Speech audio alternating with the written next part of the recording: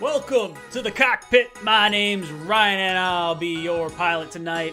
I am glad to be here. I apologize for the late start. Gonna take that phone number off the screen. Not yet. Not doing the call-ins just yet. But we will get into everything. I've had a busy week. I apologize. I've not kept up on all the jet news video-wise. Trying to catch up as best I can. I got a few videos coming out over the next few days. I get carpet in my, new carpet in my studio, office, place, for the next, what is it, Thursday, I think? So I got to break down everything in here on Thursday. And then set it back up Thursday afternoon, after they leave. Oh, man. All right. It is good to be here. We got a whole bunch of stuff going to. We'll start the phone calls at 8:30. And then, yeah, I'm going to do a little bit of comment questions before then. So that's what I'm kind of thinking to start this show. We could talk a little bit about Alex Smith getting released, most likely. That's what it sounds like. We could talk about impending free agents. We could talk about the Jets possibly franchise tagging Marcus May. We could talk about the mock drafts. I see Joe West in the chat. He says, UC Kuiper has the Jets picking a tight end. I did see that, and I actually have a video coming out on it. I filmed it last night. I did the Kuiper draft, and I did the Daniel Jeremiah draft. So I basically setting some stuff up so that way I can work on house projects. This house, lots of fun. Really cool having a house. But it's been a hell of a lot of work. I have painted more than I ever care to paint. Actually, Becca's painting the hallway right now. She's like, you got to go in and do your live show. I was like, you're right. I was like, I got to do that. And then, so we took all the doors. This will be a little bit non-jet related. Let me kill the music real quick. Bam! Cut the music. So I'll give you a little bit of an idea of what I've been doing over here. So new house, lots of fun. Not me, Becca and I have painted the doors. Every door in the house. Fresh coat of paint. All hardware for the doors has been swapped out. Used to be this brass color, old, kind of beat up. I shouldn't say old. House isn't that old. But bought brand new black hardware. You can see it. Can you see it? Bam! That's a black doorknob right there. Kind of nice. We swapped out the hinges. It's not a huge house, but it's definitely a lot of doorknobs and friggin' stuff like that. So not a whole lot. Rob Oak says, still painting, so no carpet yet. We were painting. Carpet comes Thursday. We only have 2 rooms that have carpet. It's this office and the guest room. So not a whole lot getting done there in terms of that. Angel says paint Bali. I'm not painting Bali. She painted herself a little bit. Her tail had a little bit of white paint from the trim. Yeah, we redid all the trim. I ordered a bunch of white outlets, like receptacles. So I'm going to swap all the outlets out. They're all like this brownish beige. It's a beige color. They're all beige right now. And then the outlet, or the light switches. How to order light switches. Jet Life says, go Kelly Green in your room. You on now, Ryan? No, I'm not doing Kelly Green in the room because it is tough to make Kelly Green look good in the back of a video. I did a whole bunch of research for you guys on what looks good in the back of a video. Gray happens to be a pretty popular color, or at least it doesn't reflect as much light, which is kind of nice. I went with the eggshell color in the office here. Maybe I'll give you guys a different look. So what I'm going to do is I'm getting another camera, because this one I bought actually prior to me doing live streams like this.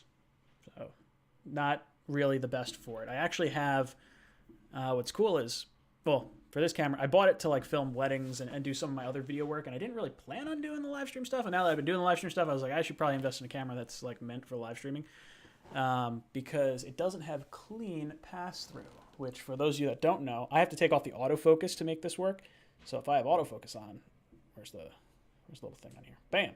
You would see all my little, all this. There's a trick to do this, and it'll work, but you got to flip the camera upside down because technically this like little white box here finds my eyes and mouth. So if my eyes are, if I'm flipped upside down, it doesn't see the eyes and mouth thing. So I just keep it on no autofocus, and I'm not really moving around a whole lot.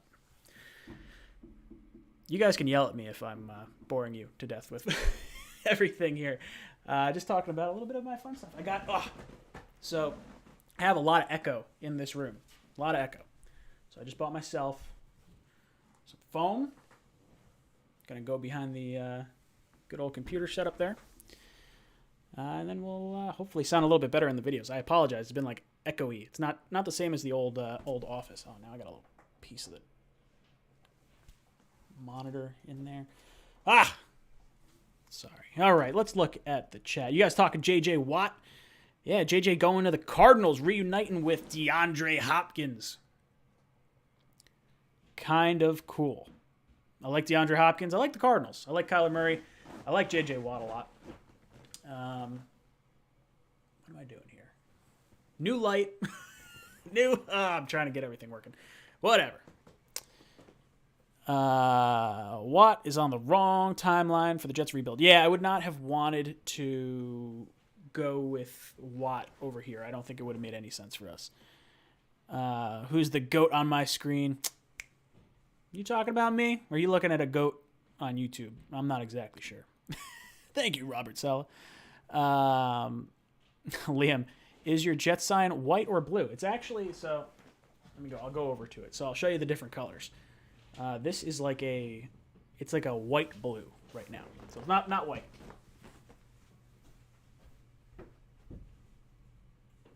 That's white. That's the color I normally keep it. That's green. Let's roll with green for a little bit. We'll do the whole green sign for a little bit over there. But yeah, I can change it. Basically, the lightish bluish color kind of looks a little bit nicer. Leave it green. Ooh, green's... God, you guys want me to keep it green? I can keep it green. I don't have any green in here anyway. So the idea was to roll with the sign as that like whitish bluish color. And then I was going to go with I'm going to buy a little LED strip to go behind this like bookcase thing, I think. So it kind of bounces some green light over there. Man, you guys are all about the green. Okay. What does Strickland say? Strickland says, well, why do people think Texans get a haul for Watson? They have zero leverage over anyone, and value goes down the longer they wait. So the reason... Let me back up from this friggin' light. So the reason that a lot of people... Bring the microphone over. The reason why a lot of people think Watson's going to have great value is because the Texans don't have to trade him. They can wait and let him sit on the bench. They're going to stink with him if he sits or if he's, sitting out. If he's sitting out or if they trade him, they're going to stink. So they might as well just hold on and not trade him. It seems like that would make a lot of sense. Unless they can get the haul they want. Now, I do think he is going to get traded. I don't think it makes any sense not to trade him. Especially if the Jets are so willing to give you a nice haul of picks and you can get your guy at 2. Going to be interesting. Who knows? We really want... So, I don't believe we hear anything on Watson until maybe after Fields' pro day. Because I'm sure the Texans will be there. Texans will be at Zach Wilson, Trey Lance, Justin Fields, all the pro days. So that way they can get an assessment. Do they want the number 2 pick? Do they want maybe what Atlanta is offering at 4? Maybe they have a better deal. Who knows? There's going to be a lot of different routes the Texans could go. I do think we have the best shot at getting Watson, but it doesn't mean we are going to actually land him. It's a whole nother issue in and of itself, and if Joe Douglas will actually pay what is needed to get him. And worst case scenario, we just kind of roll with either Sam and trade down, or we draft our new guy at 2. I tend to lean on the draft someone at 2. I know I saw you guys talking about Joe Blewett bringing up a bunch of plays of Sam playing really badly. That's sort of where I fall as well. I like I like Sam a lot, but I think the right move is to draft a quarterback. Greg Tarr, I hope that sign came with a case of Heineken. No, it did not come with a case of Heineken. I wish it did. Actually, I'm not really a Heineken guy. Heineken's all right. I'll have it occasionally. I guess the fact that it's green is kind of nice. But I'm a big. I like IPAs a lot. I like Corona, like Shock Top, Blue Moon. Basically anything that's cold, you could probably get me to drink. If I'm being completely honest. God, this thing. Hold on, I gotta change this light.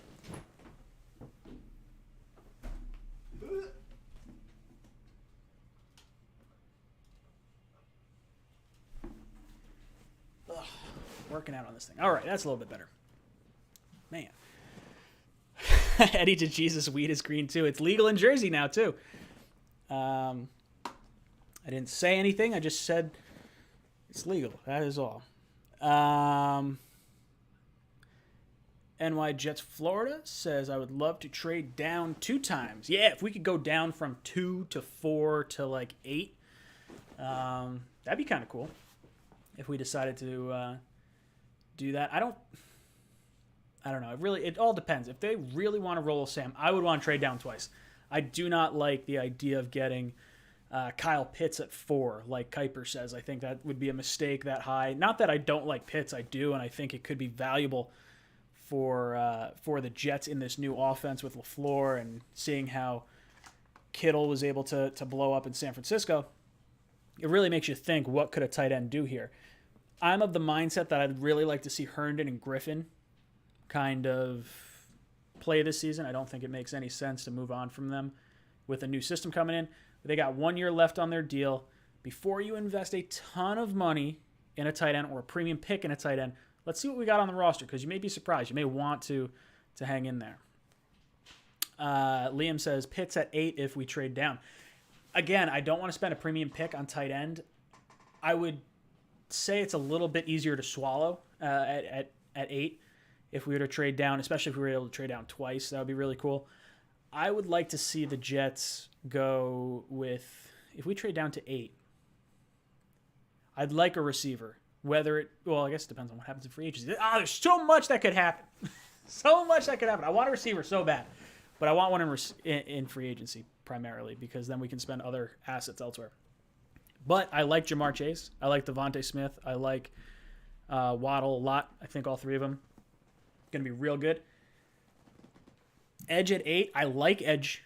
I don't know if there's going to be an edge that's really striking at 8.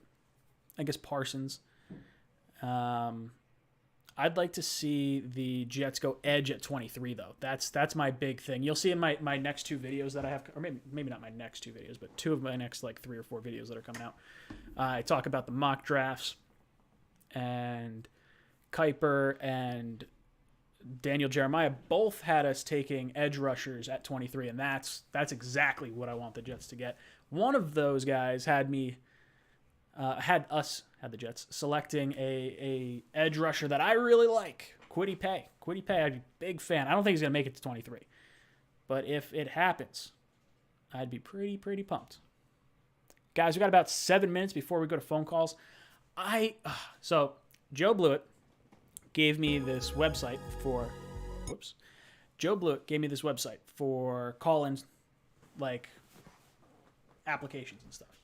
And I was like, all right, let me try that and figure out how to make it work. Well, I tried to start doing it like 45 minutes before the stream went live, and I couldn't get the settings to work. But it has like a whole hold function, and you'll be able to know what place in line you are. It's really neat. I'm going to have to give his ass a call and have him walk me through it, because I can't figure out what I'm doing wrong. I'm all sorts of... that's what happens when you try to rush something at the last second. When you rush something at the last second, never works out. Never works out. But that's on me. It's the same reason I don't have my little topics scrolling over on the side like I normally do with the player rankings and the draft order, because I've had the wrong draft order up since like the end of the playoffs. and I never changed it, and I just keep forgetting about it. I'm always on the Windows side or Mac side of my computer, and then I jump over to this side and I forget that I didn't change anything. So I apologize. I do have some potential big changes coming up in the next, hopefully the next 2 weeks. This whole stream setup might look a little bit different. I'm gonna try something a little funky. See how it goes. You guys can let me know if you like it or if you want me to switch it back to the old stuff. Or I can just swap it in and out whenever I want.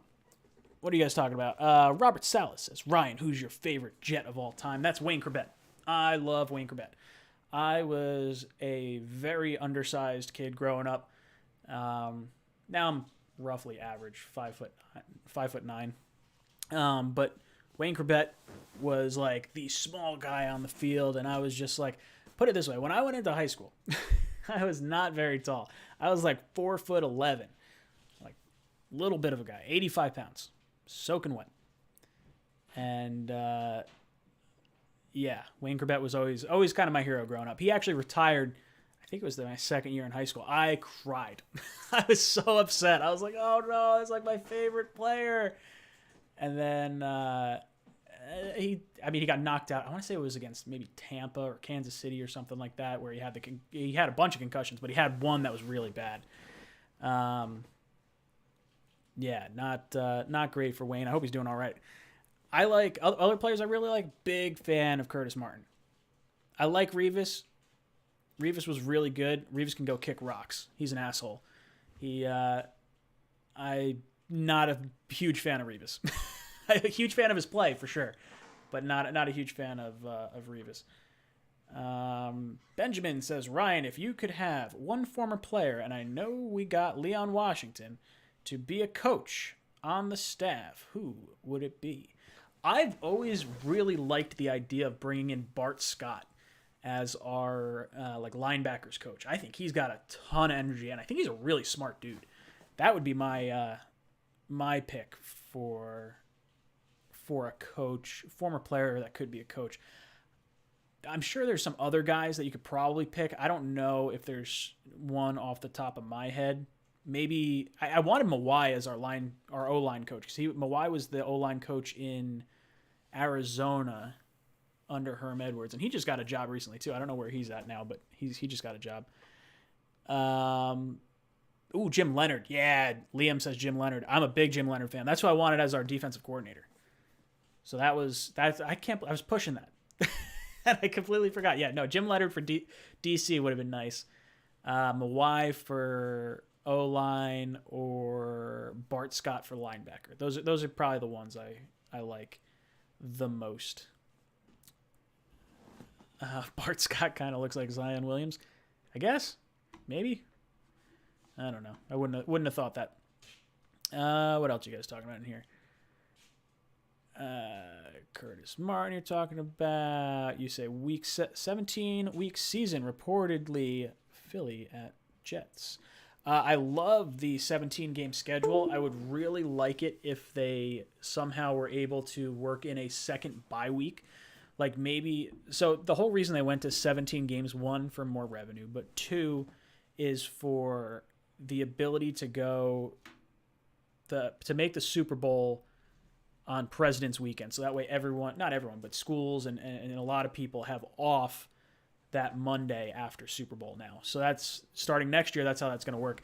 Now, what I would like to see them do is move the season 1 week earlier, give everyone a second bye. Now Thursday night games, rather than playing them on a 4-day week, you can put safety first, like we've always heard, and have only the teams that are playing on Thursdays have a bye before that Thursday game. So they have, 14 days or whatever, or 10 days to actually prepare for that game instead of what they have right now. And I think that would make a lot of sense. I think it stretches the season out an extra week, which means you get to see more football, more different teams. I think that builds the brand. 2 bye weeks, it's huge. I mean, imagine having 17 games and now your bye week is week 5, and now you have to go through 12 games in a row plus the playoffs. Like, it's if you're preaching player safety, there is just no reason at all why you can't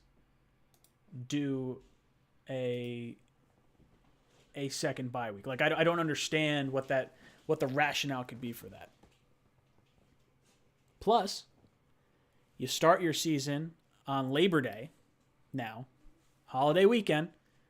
So now you own Labor Day weekend, President's weekend, I guess Thanksgiving. Those would be like the three major holidays. We had Christmas this year. That was kind of cool. Or was it Christmas Eve? It's one of those. I think it was Christmas. It was the Saints that played on Christmas. I really liked seeing the games. If they could figure out a way to get more games on throughout the week, I really enjoyed watching like a highlight game, like, Tuesday night, Wednesday night, Thursday night. It's got to be brutal for scheduling, and it would not be that good. And it's awful for fantasy football. I like changing my lineup once, not trying to remember who's playing on each different day. So maybe I should just stop talking and not keep preaching weird ideas that I think are good and other people may not think are good. Josh McCown for a quarterback coach. That's a great one. That is a really good coach. I mean, he was considered for the Texans job, which should tell you enough about the Texans job. Like, there's no way McCown should be looked at as a head coach when up a little bit too with the way not tonight, of course, but I'm probably going to switch up the where's my little phone number? Bam! Phone number's on the screen. All right. Phone number's on the screen. Call on in. I was thinking about having some type of I saw the Let's Talk Jets guys. They did a really cool thing with StreamYard and being able to have, like, rather than call-ins, it would be like a video conference with people. So maybe I'll do that instead of the call-ins. We'll see. See how it works. I'm sure there's issues with Eddie from North Carolina. To accept. What's good, brother? How you doing tonight? 2 weeks in a row, first caller. Love it. That's impressive. You were ready. You were like, 8:30, blah, blah, blah. Call. Well, I have you in my thing, so as soon as you put the number up, I was like, bam. Anyway. So I have one quick thing. Let me reset the clock for you. I'm the software I'm trying to use that Joe Blewett got me turned on to. It's going to change that number. This phone number is going to be different if I can switch over to it. So you might have to, if you you might start calling one time, be like, I can't get through anymore, and that would be why. I'll just program a new one in. No biggie. There you go. Perfect. I'm sure you'll be able to tell when it's new anyway. I had a couple of questions for you. Yeah, fire away. All right. So I know that this whole thing with Sam, he's cheap this year and he's expensive next year. What scenario would be, like, let's just say they want to roll with Sam. What would happen if they rolled with Sam this year? What's the ramifications for the cap hit for next year?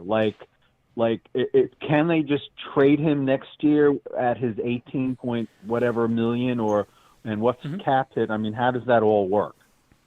So cap wise, we found out, just like you said, it's his 5th-year option is way better than we had initially thought. It was supposed to be around $26 million, and now it's down to that 18.5 million for next year. Now, if they exercise the option, which I could see them doing, because that 18 million is a little bit easier to trade next year if you had to, the whole contract can be traded. It wouldn't affect the Jets cap next year if we were to do it.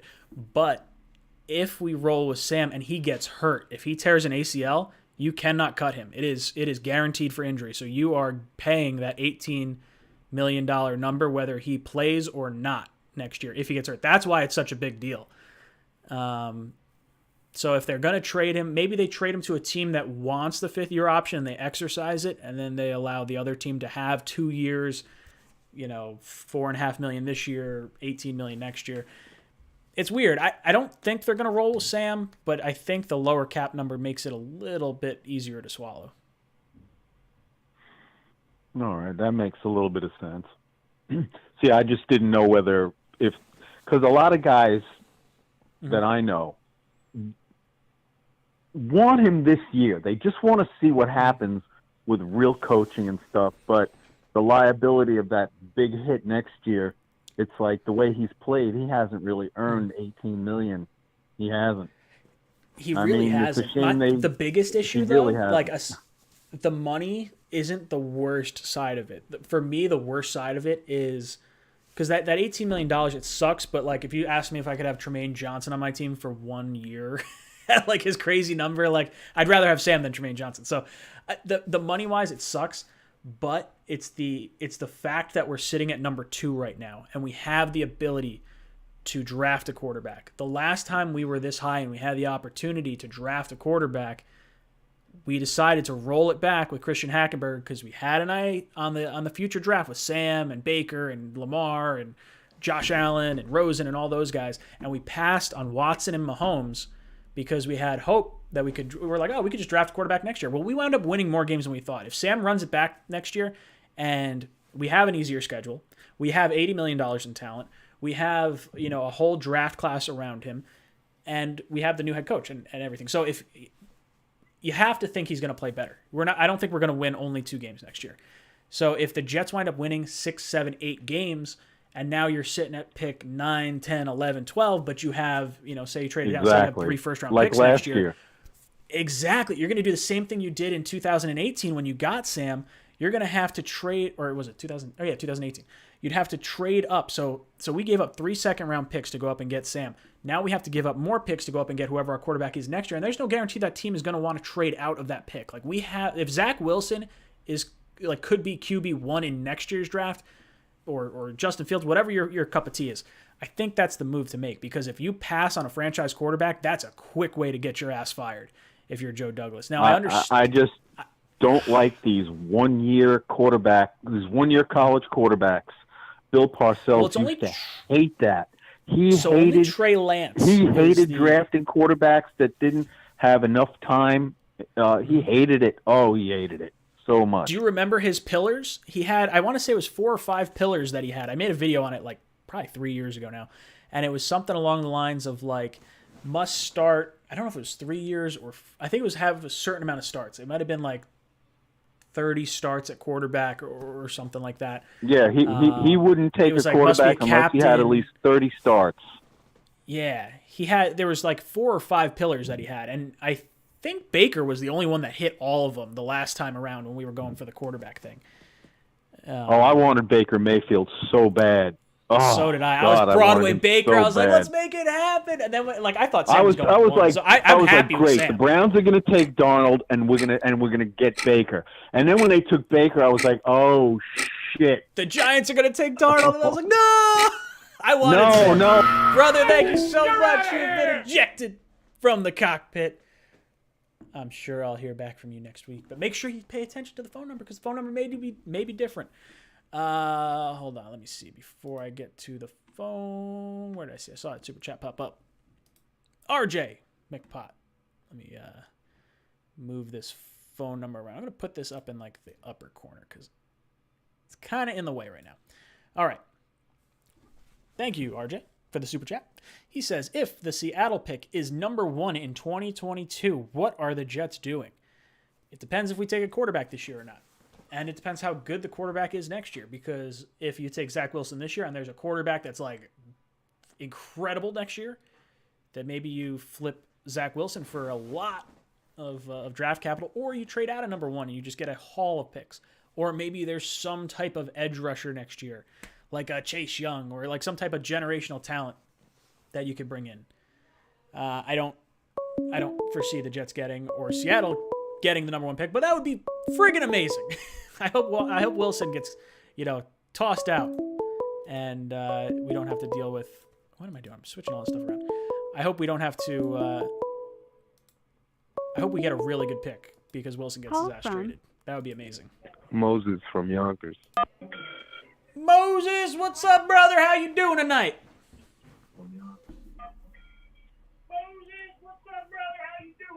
Hello. How's it going, Ryan? Long time fan. Hey, dude.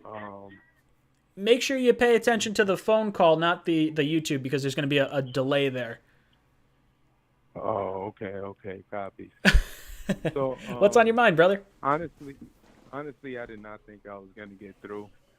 So I was just wondering, what do you think about sticking with Sam and trading back in the draft and taking the tight end with possibly the 4th or 5th pick. Ooh, so you're talking about the Kuiper draft, right? You saw the Mel Kiper draft?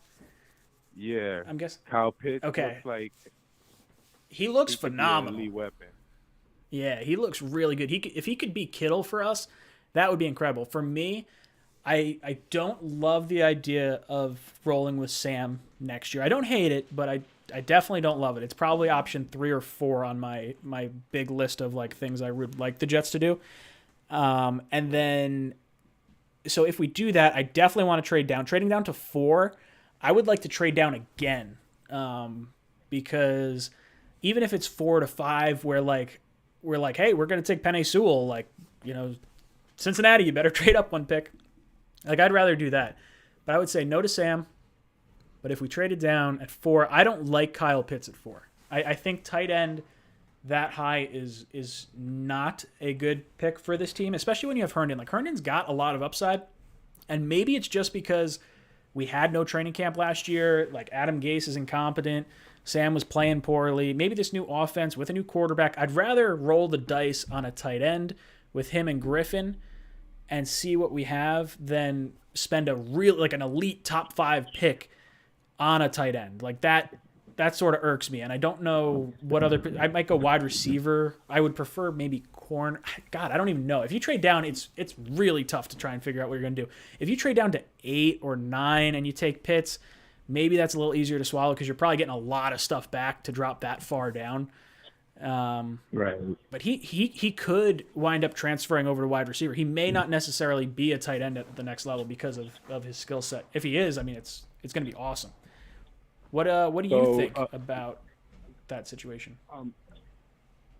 I'm just wondering, realistically, if we did roll back with Sam, like let's just say Sam is our guy, and we did trade back. Realistically, who do you think our first pick would be, whether we trade back or not? Ooh, okay. So if we roll with Sam, let's say, okay, roll with Sam, stay at 2. I would say we take the best wide receiver on the board. It's going to be either Jamar. I would say it's probably going to be Jamar Chase. That's not to say Devontae Smith is a bad receiver by any means. I think he's going to be the second receiver off the board. But I think Jamar Chase is a physically bigger receiver than Smith.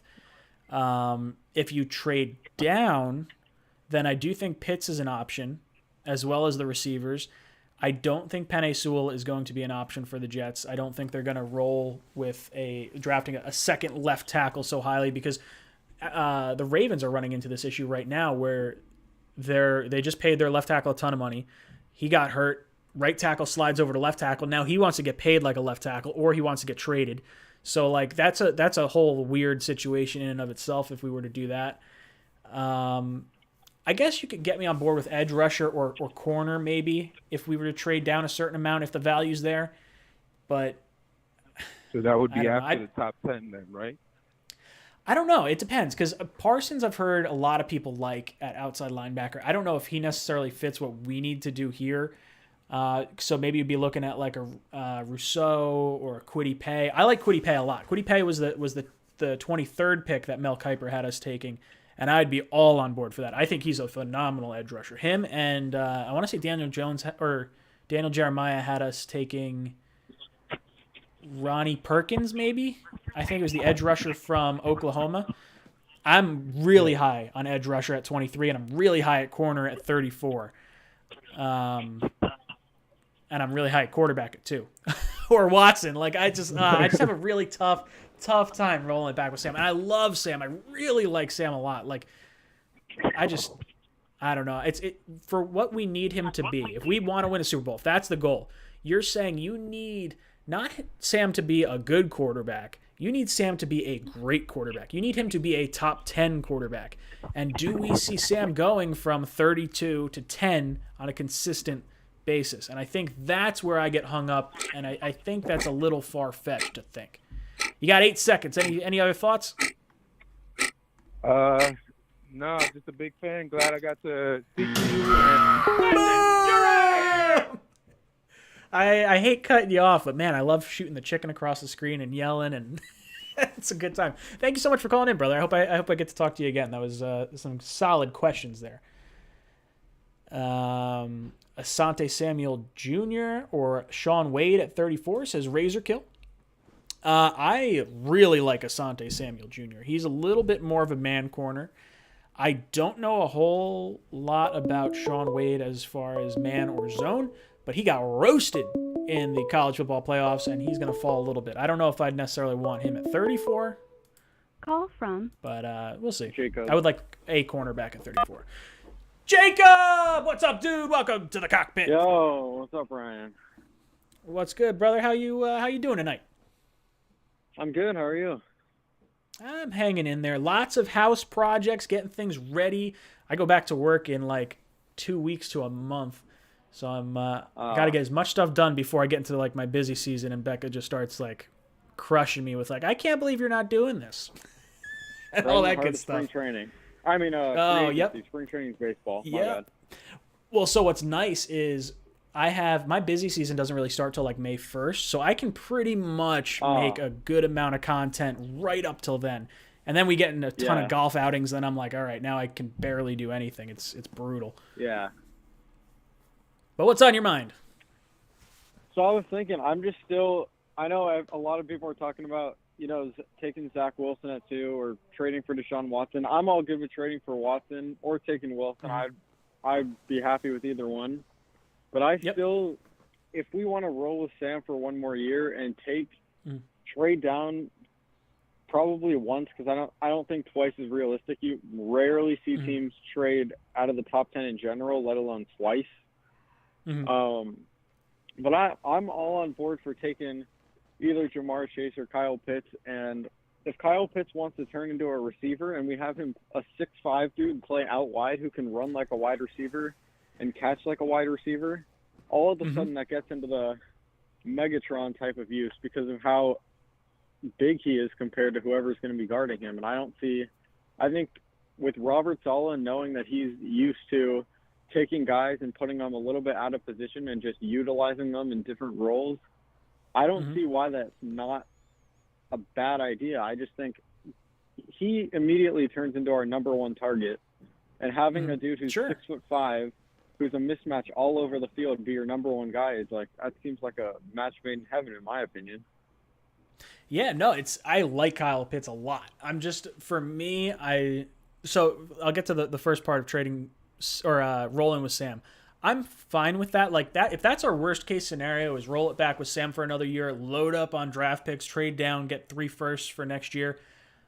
I'm cool with that. I can get on board with that. There's also something to be said for like the Texans wanting to maybe see if Watson's like if they could call his bluff, and they're like, all right, what, Jets run it back with Sam. They have 3 firsts next year. We were able to draft this whole year. We got all the talent in the world from free agency and everything, and then now Watson starts holding out halfway through the season.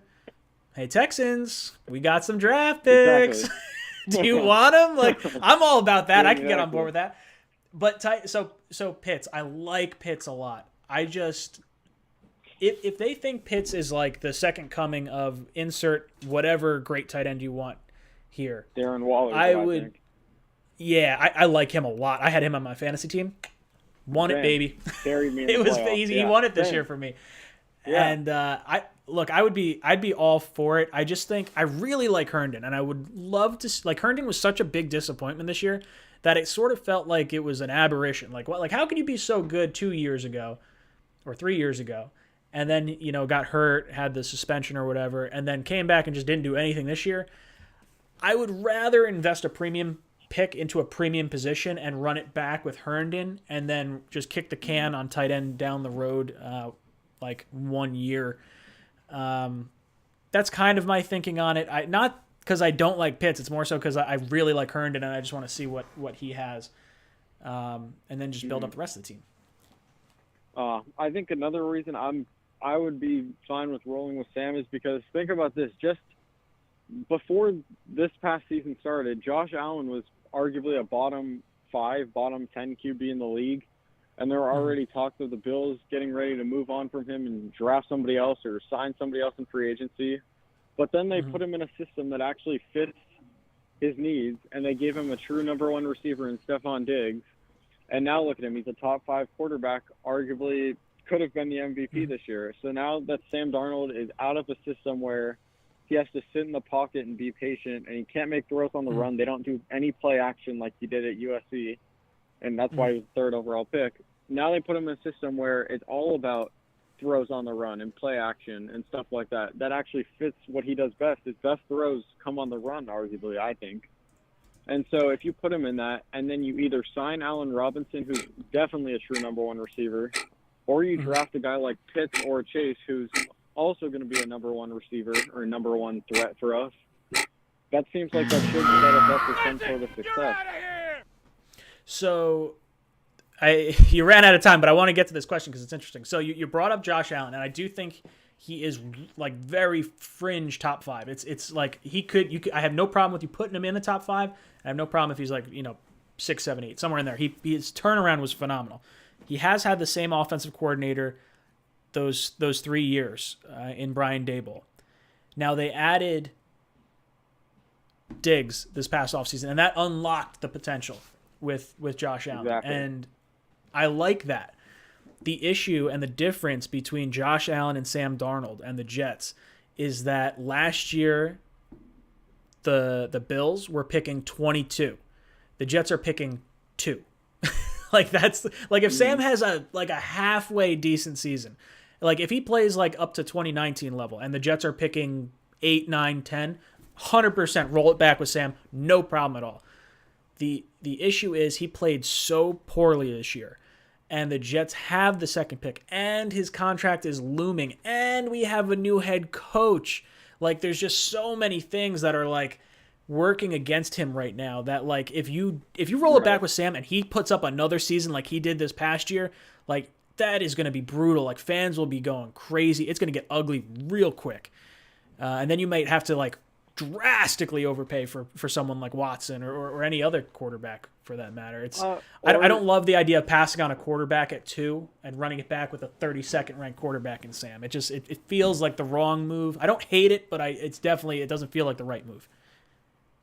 Yeah, I think by the time we hit next offseason, if we do roll back with Sam and he doesn't play well, by that time we'll already have built a lot of the pieces around him to where if we bring in just an above-average quarterback in free agency, even if it's not a super young guy who's right in the heart of his prime, but if we sign somebody who's like a veteran for 1 or 2 years who has, playoff experience, even if he's not at his very best prime form anymore, I don't see why we wouldn't be a playoff team, because no matter who you put in at the quarterback, if you build everything around them, it makes their job a lot easier, just like Phillip Rivers this year.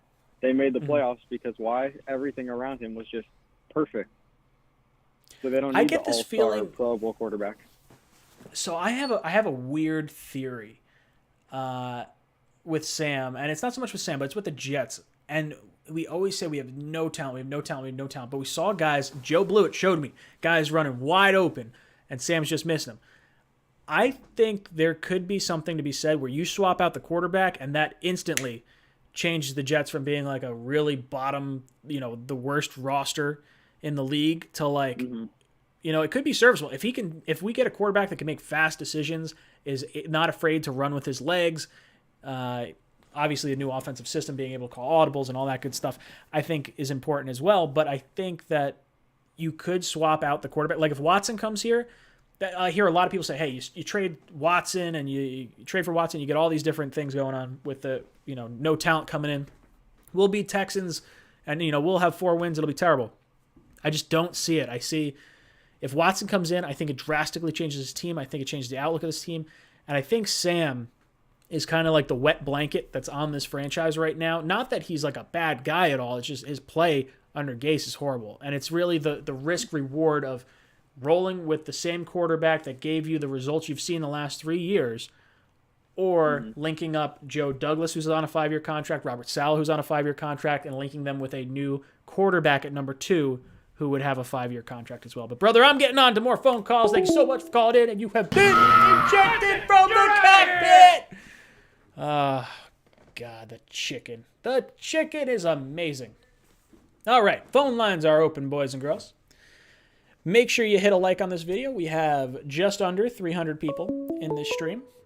And if you drop a like on the video, it shows people that watch this after the fact that it may be worth Call from- hanging out and watching during the live stream itself. Luke! What's up, brother? Hey, how you doing? I'm hanging in there. What's on your mind? I was listening to the last caller, Sam. Mhm. You know, the turnovers and everything, and the solution to that is Deshaun Watson. Ooh, I'm 100% on Deshaun Watson. Like, if you had a gun to my head, tell me what my best offer is. I'm saying both first this year. I'm saying whichever first you want next year. I'm saying a second. I would say 3 firsts, a second, and fully Fatukasi or something like that. Like that would be like my peak offer. Whatever. I think it gets done for 3 firsts personally, but I am so high on Watson. I've seen some mock trades. It has us giving up 4 firsts and Quinnen. I can't do I really want Watson, but I can't do that.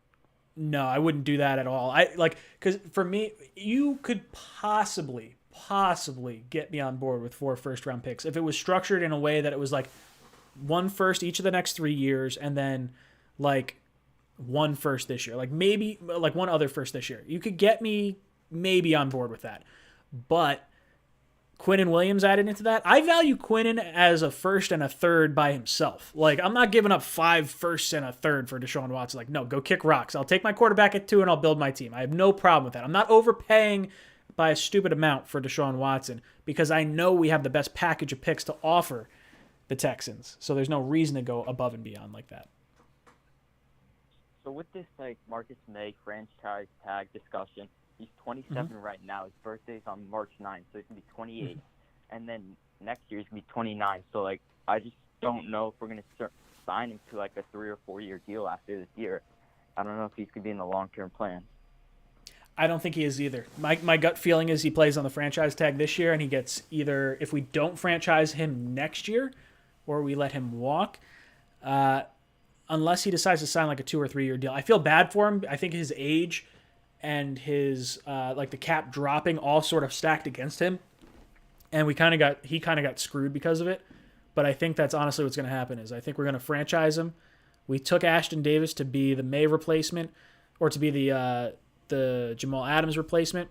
I think you could see something similar, whether it be this draft or free agency. Maybe we bring in Keanu Neal from Atlanta. There's a lot of different routes the Jets could go. I hope we keep May on the team. I would like to see him on the team for the next 3 years. I don't know how you get that done, but I don't want to see May leave. I think he's been a solid team player and a fan favorite.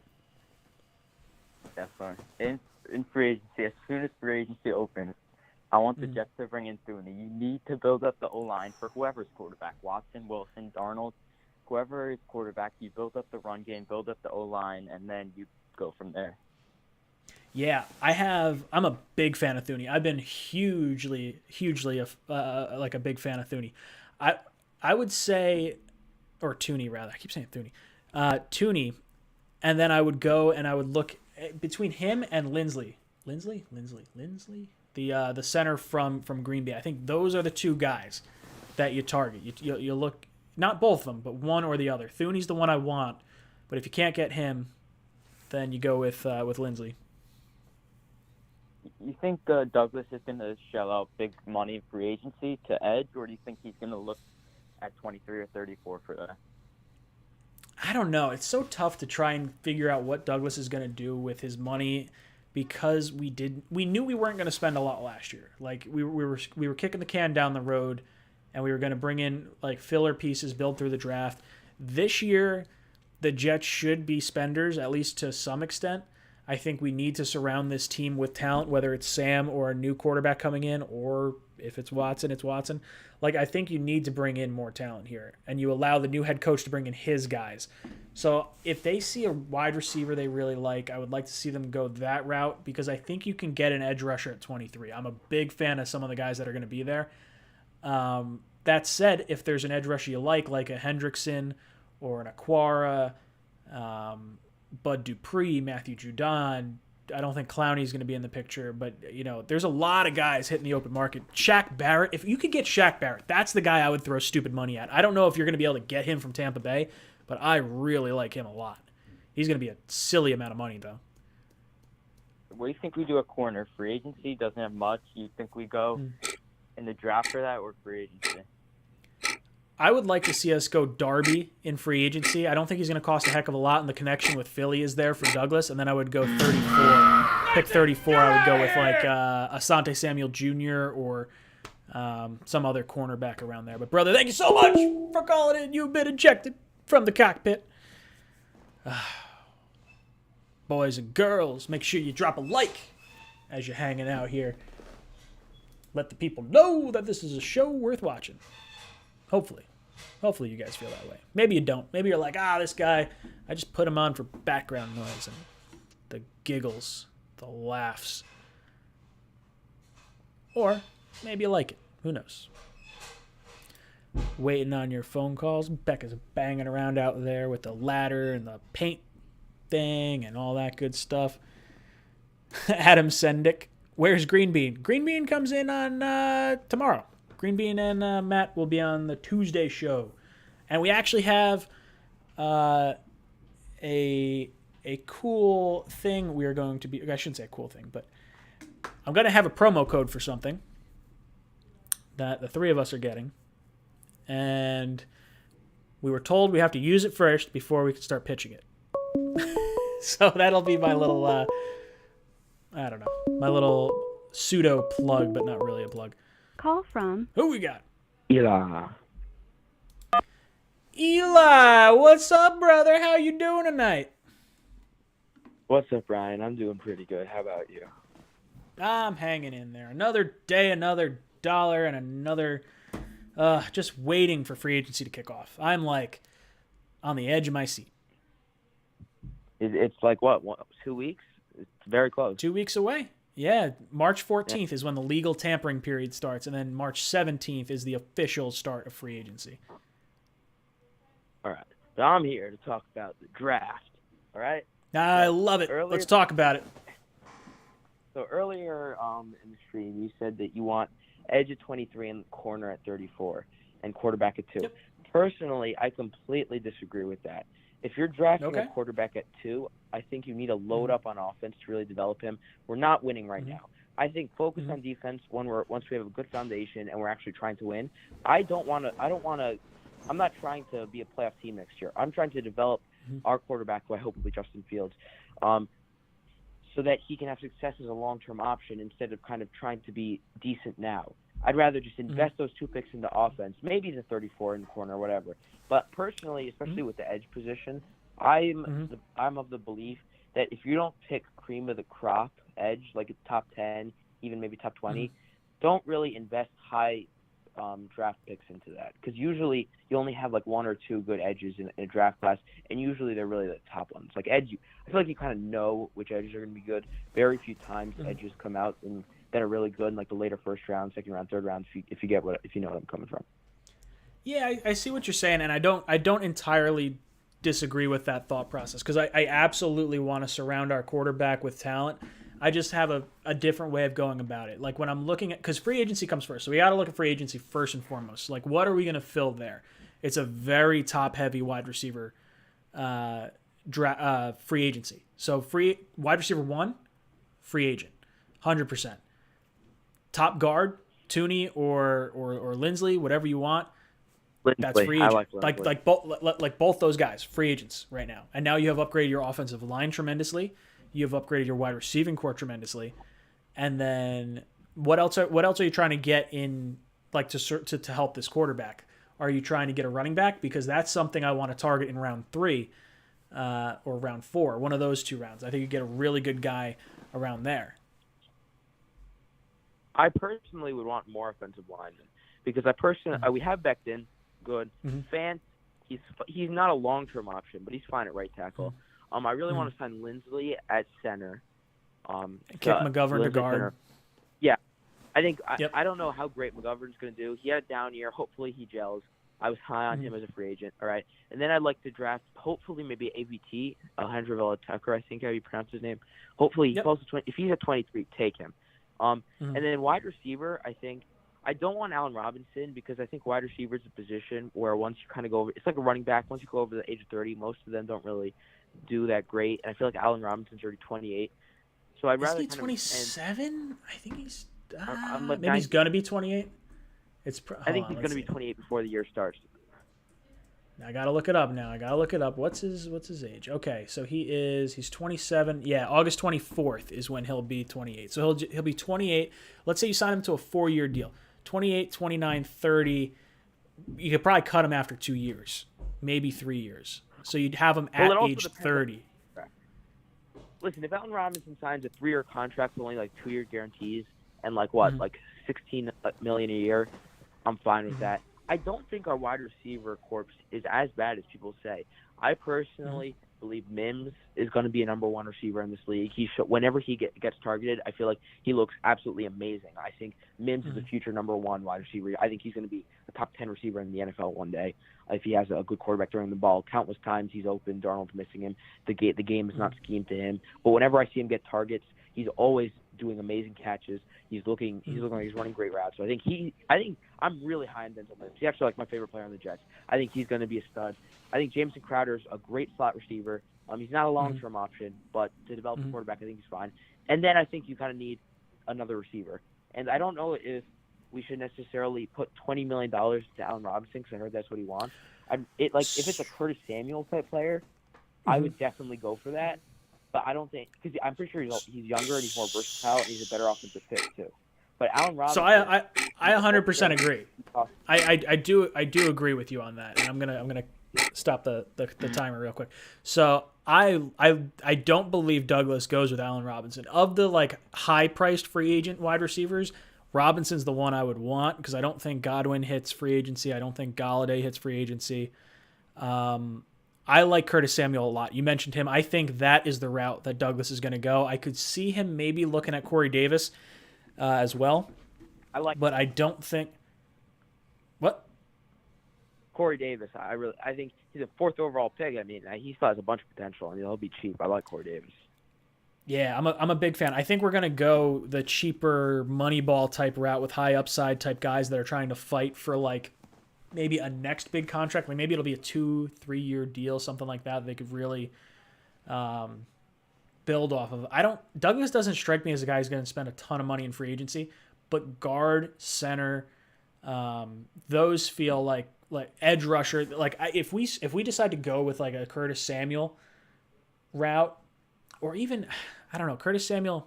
I'm so torn on what they do with Crowder. Do they hold on to Crowder? Do they cut him? Because if you cut him and you have $10 million in savings, can you turn that $10 million maybe into someone like Curtis Samuel? Maybe it costs him that much. Now you still have money left over to go out and get a different wide receiver as well. I don't know. It's a tough call to make. What are you doing with Crowder? Give me your quick. With Crowder, in my opinion, Crowder really depends on what wide receiver you bring in, whether it be free agency or the draft. In the draft, if you're drafting a Kadarius Toney type player, I think you kind of cut him because that's the slot guy. But if you draft like a Rashad Bateman type player, then I think you keep Crowder as your slot guy. And free agency, if you sign Allen Robinson, you probably keep. I don't think they're going to sign Allen Robinson. It doesn't sound like a Joe Douglas move. But assuming they do, he's not a slot receiver, so you keep Crowder. If you sign, don't even get me started on Juju. If they, I don't want Juju. I don't. No. I don't want Juju. I'm just saying, like that. It's the slot type role. Like so much. I hear you. I hear you, brother. You have been ejected from the video. You're out of here, man. God, I love the chicken. I love the ejector seat. This is just amazing. Just everything I wanted it to be. All right, we got another caller in here. Who we got? Who's on the phone line? Vinny, how you doing, buddy? What up, Ryan? I am hanging in there. What's on your mind, brother? All right, I want to talk about the whole. I know a lot of people want Sam Darnold, and I'm not that guy. I'm all Zach Wilson. I'm like you and Green Bean and O'Leary. Anyway, but everyone, I know a lot of people that want Penei Sewell. I don't think they see the logistics of it. I would be so angry. No, I shouldn't say so angry. Go on, sorry. I'm not with it, dude, because, like, okay, protect them on both sides. The thing is, like, a lot of people don't see the logistics of it. Penei Sewell's agent probably won't let him do that because the significant gap of money that you make from left tackle to right tackle, it just doesn't seem he's going to be like, all right, you could go to right tackle, but you're going to be making so much more less money than you would be at left tackle. So why would you want to do that? And I think it's a great idea on paper. Yeah, we'll have two of the best tackles in the league. But I just don't see it being logical. I'd be so mad if the Jets spent their second pick or a trade down and then took him at 4. Like, I like Penei Sewell, the player. I don't have a problem with him. He's supposed to be a great tackle. But we have a good tackle, a potentially great tackle in Mekhi Becton. I think it would be a mistake to double dip at a position that you're already pretty strong at. We need to figure out right tackle for sure at some point. I think Fant is fine for next year, but I don't want to invest that type of pick because I said it before. You're talking about a situation like the Ravens are in right now. They pay a ton of money to their left tackle. Left tackle gets hurt. Right tackle kicks over to the left-hand side. Now he's playing real well. Now he's like, well, I'm a left tackle. I'm not a right tackle. I don't want to get paid like a right tackle. I want to get paid like a left tackle. So trade me. Like, that's what you're signing up for with Sewell if you get Sewell. You might have, you get him for 4 years and you're excited to have him and, like, that's it. But you only have a 4-year window then. Like, that's what it is. Absolutely, and I know. Well, Miami, Tua's a lefty, I think, right? So if he is, that just makes the right tackle so much more valuable. And I know that whoever their left tackle is, either Jackson, Johnson, something. Anyway, he's gonna get shifted over to right tackle, and he's absolutely okay with that. Now, who do you think Miami goes with? Because that's going to be a big discussion. I've been talking with a few Dolphins fans, namely Dougley Do-Wrong, my good buddy. He is of the mindset that the Dolphins will likely go with Penei Sewell at 3. A lot of people thought maybe Devontae Smith reunite him with Tua. I think Miami looks to trade down, trying to swap out of that pick so that way a team can leapfrog Atlanta and get their quarterback of choice. I think that team could be Detroit. I think it could be Carolina's probably the one that's looking to come up more so than not. Mm-hmm. I think Jamar Chase is very liable there. I think he has as much of a chance as Devontae Smith because people are concerned about Devontae Smith's height and weight, and if he takes one hit, he's little. Yeah, his entire body is the size of my thigh. So I think it's crazy that he's like 10 pounds lighter than Robbie Anderson, and I think he's a little bit. Is he 6'1" or 6'3"? I think Robbie was 6'3". I think Devontae Smith is 6'1". So he's a little shorter, and he's like 10 pounds lighter than Robbie. And Robbie was like a string bean. Devontae Smith is a string bean. he's so little. Yeah, exactly. What's scary, though, is because Robbie Anderson, all right, he's a deep threat. He's a vertical threat. Devontae Smith, he can do it all. But if you just look at the tape, Devontae Smith does all these crossing routes across the middle. You want a guy that small, that skinny, running across the middle, taking one hit from an NFL linebacker? Good night. Oh, yeah. Well, that's just it. He's going to get his head taken off. I would definitely like to see the Jets. Or I think, so for me, I think Jamar Chase is the first receiver taken. I do think Devontae Smith is second. And I would say Waddle's the third. I agree. I definitely see Jalen Waddle. I think I can see him dropping to the Giants maybe. Mm-hmm. Just maybe. I think Devontae Smith maybe going to the Eagles. And if we were to stay with Sam, what would be your choice of trading back? And I would say we trade back with the Panthers. What do you want from there? If we trade back with the Panthers, I would hope one of the receivers is there or Pitts. I could get on board with Pitts because you're probably getting a haul from Carolina to go back that far. And if you've already accepted that you're not going with the quarterback, which, I mean, if you're trading down, you're going to do that anyway. I would love to do the 2, trade down to 4 and then go from 4 down to whatever other pick. But it's so tough. I would say Pitts or one of the receivers. And at 23, I want I don't care if we take Wilson. At 23, you're out of here! Edge out of Texas. That guy's an animal. I love it, dude. You've been ejected from the cockpit. Oh man, already got a call. Here we go. Call from Vinny. What? This is Vinny number 2. What's up, Vinny? How you doing? Doing good. How have you been? You're getting used to your new digs. I'm getting used to the new digs. I still have some more stuff to do. I got my blackout curtains so I could film during the day and I don't have this horrible white light coming in from the side. I've got my. I don't know if you were here earlier. I got my foam came in today, so I can actually like not sound hollow. So that's pretty cool. Ah, my buddy Green Bean. Green Bean, what's up, dude? Sorry. Well, I'm doing good too. In fact, Vinny's doing good. What's up, Vinny? Well, in fact, since the last time I called you, I got a couple of my own four-legged friends. Oh, yeah? Yeah. How many? 2. Oh, yeah? What are the names? I got Linus and Lucy. Ooh, I like it. I like it. That's a good Peanuts reference. Yeah. Yeah. So what are your thoughts on all things Jets? What do you think they do in the draft, free agency? We're just 2 weeks away at this point. I know, I'm excited. But, I literally had a call earlier talking about why we got to move on from Sam Darnold. You can say it in 7 words. The risk is not worth the reward. Yeah. Yeah, no, I'm right there with you. That's so the reward, you're talking like people want to say like Sam could be a great quarterback, like he's the guy that you draft and you thought he was going to have this huge upside, but that's like the percentage of that is just so small for that to happen. And at this point, yeah, it's so small. And the thing is, like I said, if it doesn't work out, then you got to trade up to draft a quarterback.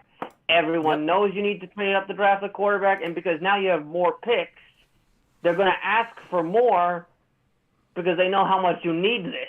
It's like with like with drug companies and how much they overprice for medication because they know you need it and you have no leverage. Yeah, no, 100%. That's exactly what happens. Like if they say like, oh yeah, hey, this insulin, it's right here. You get, oh sorry, it's too much money. You can't. It's up here. I know you have this much, but it only costs us a nickel to make, but we're gonna charge you like $200 for it. Yeah, no, it's not the best. Yeah, no. Then, like I said, then because you gave up so much, you're in the same spot you were 2018, where you gave up so much asset. It's going to make it difficult to build around that quarterback. And then you're ending up in a broken cycle. We talked about this with the whole trading up for Sam. It's the same thing that happened 2017 to 2018. That's what we're going through right now, only at a higher draft pick than we had. Like that's what's scary. Yeah, I mean exactly, because you're in the spot to draft a quarterback now. And look, and for the people who say, well, what if he flops? You got 3 to 4 years to figure that out, and in that time, you can build up the roster to where you can be like the Rams and the Colts and make moves to trade for veterans or trade for guys with high upside, or trade up to draft a quarterback without really hampering your long-term future. Yeah, you are spot on. For me, I see the Jets' options at quarterback. The most likely is Wilson. I would say Fields would be the next most likely just because it's a draft pick. And then I would say Watson, and then I would say Sam. I think Sam is option 4 on that list. Exactly. Spin the other guys however you want it, but. Yeah, exactly. In fact, I actually saw this on Twitter. Someone made a Sam Darnold excuses bingo. What were some of the things on it? It was probably poor coaching, no talent, bad offensive line. Ignores injuries. Talks about how great he is how great he'll be in the Shanahan offense. I can't remember what the other ones are. We'll just run another quarterback out of town. What if he's good somewhere else? So maybe that's what I'll do. Maybe I'll have to get a bingo board for Sam, and maybe I'll look up that. If you could send me that one on Twitter, send me that one because I saved it. I'll send it to you. Send it to me because maybe the next time I do a call-in show and we're talking about all this stuff, maybe I'll have it sitting down here and I'll I won't say anything, but I'll see where people kind of go with stuff. Oh, I want to hold on to Sam, and it's oh yeah, well why? Well, because bad lineman. Yeah, got it. Bingo. No. I was telling someone the other day that I'd rather stick with Chris Herndon than Sam Darnold. They thought I was crazy, but the thing is, if Chris Herndon flops, it doesn't hurt you as much as Sam Darnold flops. 100%. 100%, Vinny. You have been ejected from the cockpit! Oh, Vinny, my brother. Thank you so much for calling in. Look at you guys in the chat. Ah, my buddy Green Bean. Guys, make sure you tune in to Green Bean's 10 o'clock mock tonight. 10 o'clock over on his channel. He will be over there. I don't know. Green Bean, drop it in the chat. What are you doing today? I know, 2 weeks ago you did all trades? People love that one. Ben. Ben, what's up, dude? Welcome to the cockpit. Yo, what's up? Not too much. Get wrecked. I see you in the chat over there. He says, Ryan, when you gonna invest in a 1080p 60 frames per second camera? This camera is 1080p and it does shoot 60 frames per second. Unfortunately, it does not do live streams at 1080p 60 frames a second because it comes out of the HDMI port, and unfortunately, this camera was not in the not what I was thinking of. I was not planning on starting a YouTube channel when I got this camera. And now I have another camera that I'm going to probably buy it tomorrow, believe it or not. My credit card bill resets on the 2nd, so I won't have to pay it off till like the end of April. Sorry. All right. What's up, brother? Welcome to the cockpit. So, I'm assuming you may have seen this, but Jeremy Fowler, yes, the same Jeremy Fowler that said Deshaun Watson probably doesn't want to go to the Jets. He said the Jets have a 3-tier pyramid of what they want to do at quarterback. I don't know if you heard that or not. I did not. You intrigued me, though. Go on. All right, so tier 1 is searching the trade market for Deshaun Watson. Okay. Tier 2 is drafting Zach Wilson. And Yep. tier 3 is keeping Sam Darnold. And there's one thing that he said that really intrigued me. What if he said it would be smart for the Jets to start leaking interest in Zach Wilson, so Houston would want to trade with us, because I don't think they want to deal with another Dave Mulligetta client in Justin Fields. That's something that he brought up. What do you think about that? So I'm actually 100% on board with that. I do think those 3 tiers are spot on. Watson, Wilson, Sam are the 3 in that order that the Jets are going to prefer. And if they said they want to, see all the pro days, they would. If Watson was available and made available to them, they would pull the trigger right now without having to see any pro days. 100%. Exactly. It makes exactly. And also, let me just say this.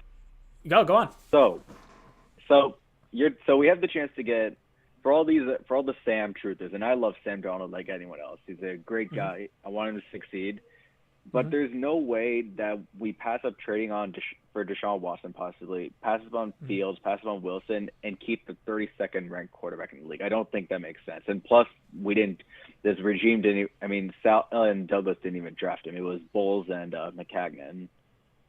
Yeah, that's exactly right. That's, exactly where I'm at. And I want to expand a little bit on what you were getting into with the whole Wilson, like leak information on him.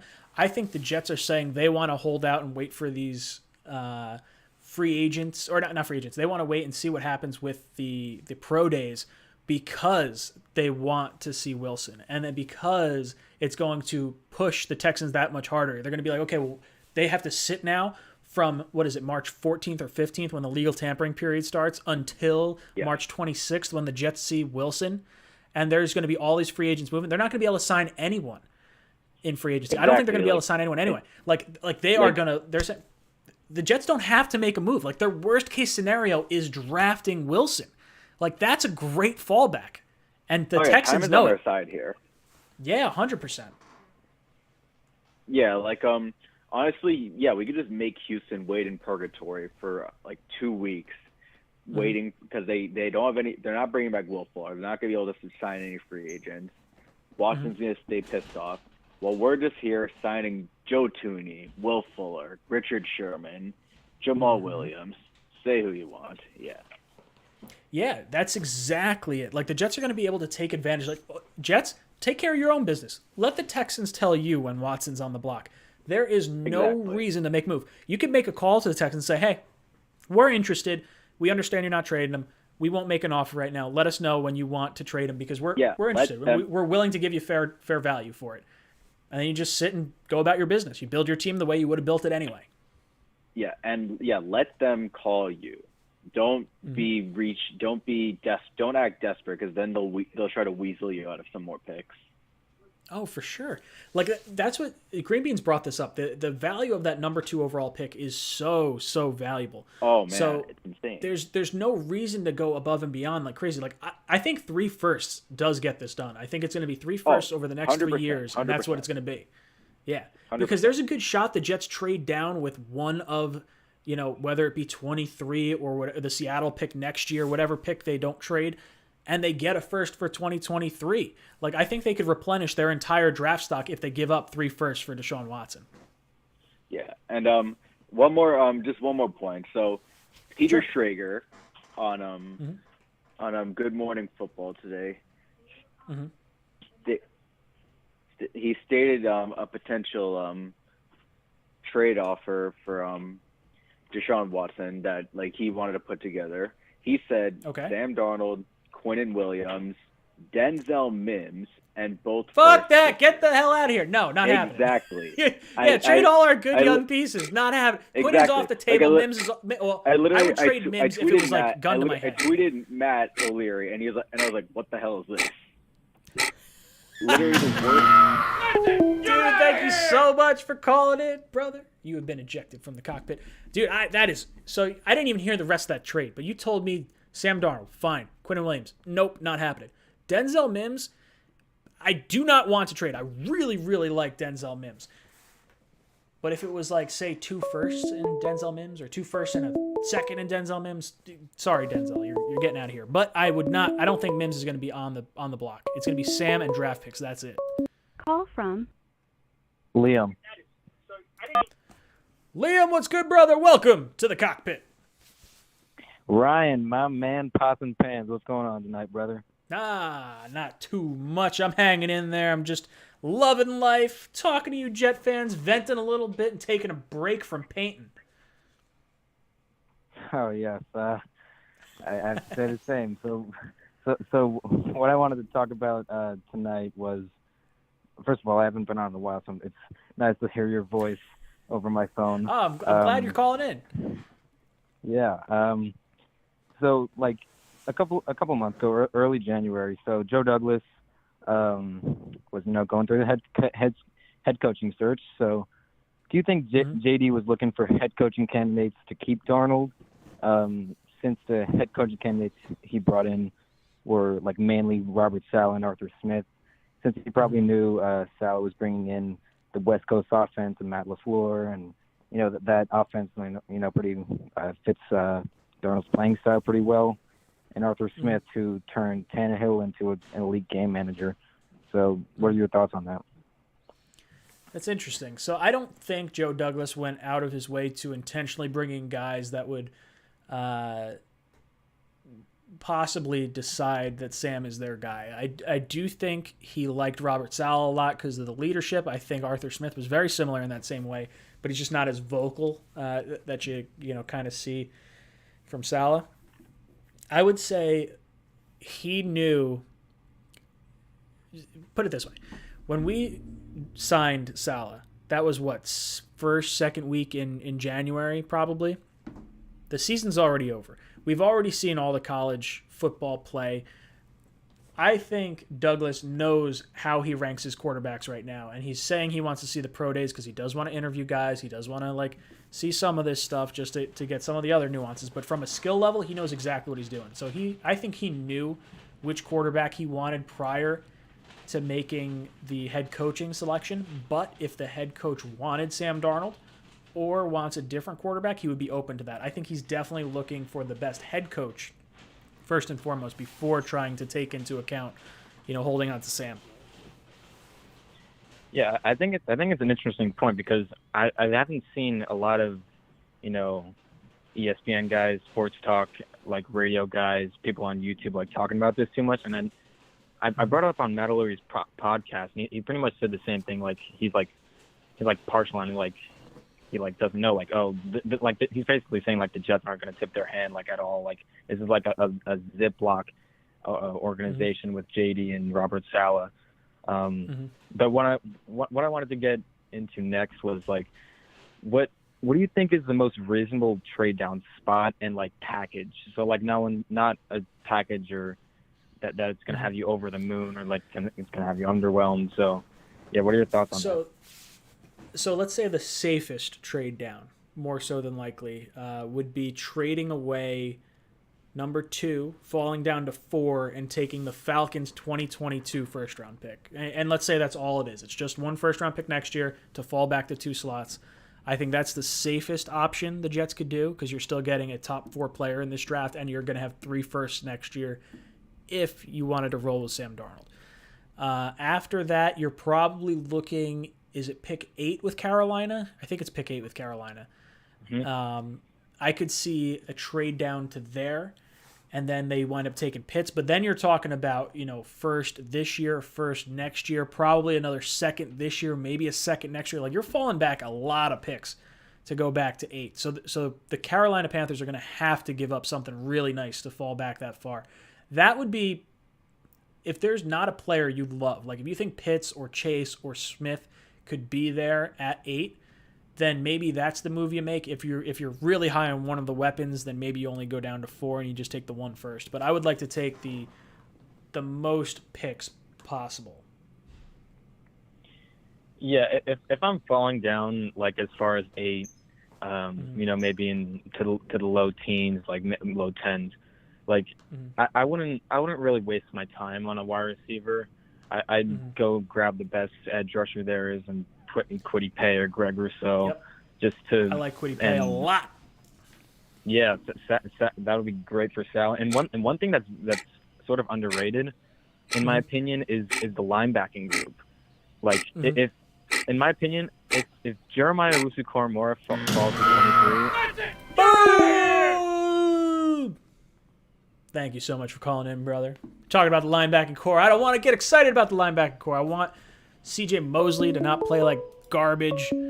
I do think it is a sneaky area of need for the New York Jets that a lot of people are not talking about. Sam. Potentially. What's up, brother? Welcome to the cockpit.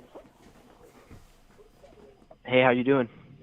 Not too bad. I'm trying to hang in there as best I can. What's on your mind? Not much really. I just called in. What is the topic about the Jets tonight we're talking about? Oh man, I have no idea. there's all sorts of stuff. We could talk quarterback, we could talk draft, we could talk free agents. So much. I like to go with the draft here. All right. Talk to me. What are you thinking about? So seeing those mock drafts with Colin Cowherd and Kuiper, I thought they were a bit crazy. I love Kyle Pitts. He's obviously a tremendous talent, and if the Jets got him, I'd be happy. But at 2 and 4, I just think you're not a tight end at 2 and 4. If you want to trade back at 8 or trade back with the Giants or something, or trade back more, you can get Kyle Pitts and extra picks. So I think that's you have to take that on that side. I'm more in the Zach Wilson boat now. I would love to get Deshaun, but you have to build a team around Deshaun, and I just think it'd be hard for Douglas with no draft picks, no draft capital for the future, and I don't know.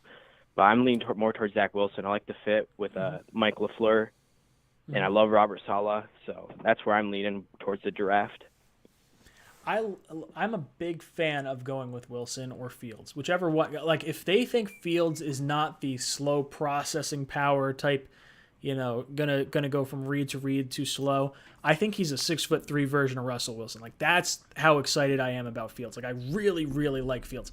Wilson, to me, feels like the quarterback that they're gonna take, and it seems like that's what the media thinks as well. Like Daniel Jeremiah, real close friends with Joe Douglas, both former scouts from Baltimore.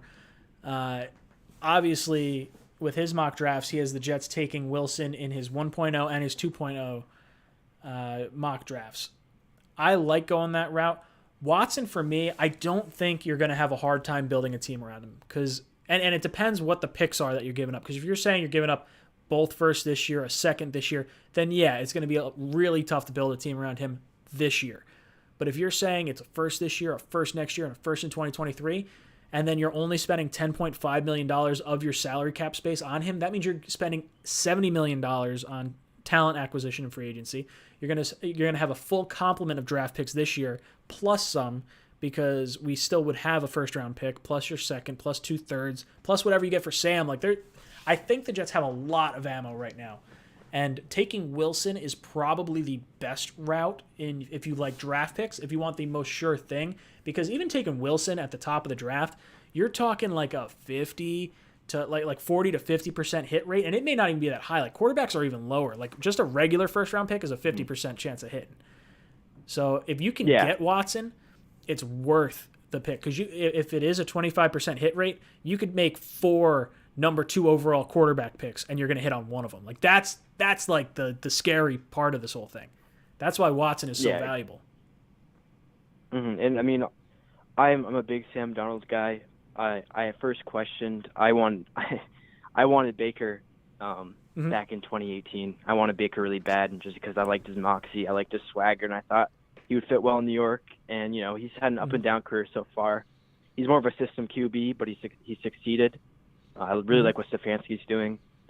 But I mean, if Joe Douglas, I trust Joe Douglas 100%. If Joe Douglas and Robert Saleh and Mike LaFleur come to the agreement that, hey, we think Sam has higher potential than Zach Wilson, I can live with that. I mean, I think Jets fans right now, we're tired of seeing Sam throw picks. We're tired of seeing these inaccurate throws. We're tired of seeing injuries.